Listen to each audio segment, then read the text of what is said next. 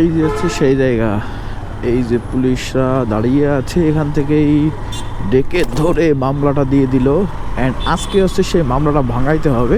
তো প্রথমেই আমরা যাব, যেহেতু আমরা পুলিশের মামলা খেয়েছি অ্যান্ড 20 দিন টাইম পাইছি, এটা মাথায় রাখতে হবে। প্রতিটা মামলাই আপনার একটা টাইম সীমা থাকে। তো কথা হচ্ছে মামলা তো বাইক চালাইলে খেতেই হবে, কিন্তু মামলাটা আপনি কিভাবে ভাঙাবেন সেই সব কিছু থাকবে এই ভিডিওতে। অ্যান্ড প্রথমে হচ্ছে আমি মামলাটা খেয়েছি, অ্যান্ড মামলাটা খাওয়ার পরে আমি মোটামুটি 20 দিন টাইম পেয়েছি মামলাটা ভাঙানোর জন্য। আর যদি 20 দিনের ভিতরে আমি মামলাটা না ভাঙাই, তাহলে কী হবে, আমার আবার হয়তো একটা এক্সট্রা জরিমানা আসবে। তো মামলাটা ভাঙানোর আরেকটা জিনিস বলি, আপনি কিন্তু লাইভ সরাসরিও ভাঙাই নিতে পারতেন। মানে যখন মামলাটা খাইছেন তখন কিন্তু আপনি উপায়তে টাকা দিয়ে এসে ওই পেইড স্লিপটা সার্জেন্টকে দেখাইলে কিন্তু আপনার মামলাটা মানে ভাঙানো হয়ে যেত, এবং সার্জেন্ট আপনাকে সাথে সাথে কাগজটা দিয়ে দিত।